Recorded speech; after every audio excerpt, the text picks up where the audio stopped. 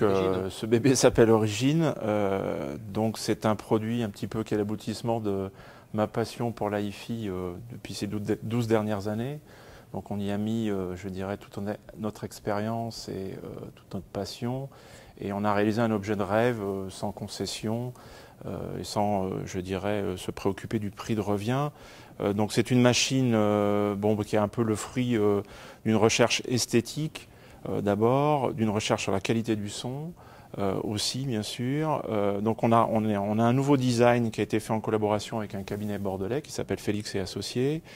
Donc cette machine est constituée d'un châssis extrêmement sophistiqué puisqu'il contient 5 matériaux différents.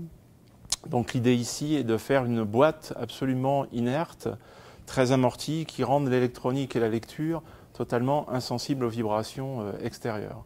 Donc la machine pèse 26 kg. On retrouve plusieurs matériaux différents pour avoir de l'amortissement. Donc c'est une structure sandwich. Donc quand on tape sur le capot, c'est extrêmement mat.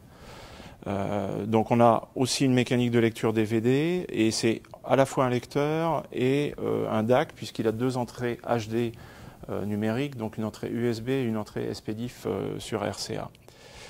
Donc les circuits sont entièrement nouveaux, tout est nouveau sur cette machine-là.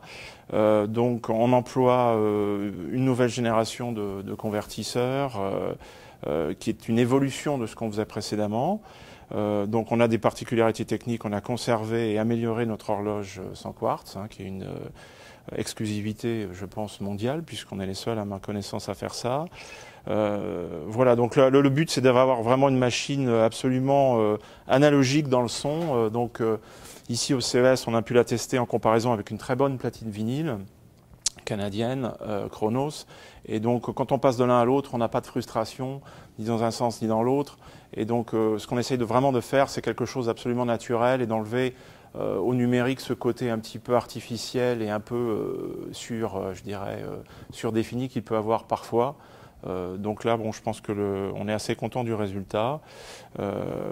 Donc le produit va être bientôt disponible, fin février. Et voilà, il sera donc à un prix public qui sera d'environ 30 000 €. Il est fabriqué en France? Il est entièrement fabriqué en France, oui bien sûr, ça c'est important de le souligner. Donc il est fabriqué par des sous-traitants français, donc vraiment on peut considérer que 100% du produit, hormis les composants électroniques bien sûr, sont français, quoi.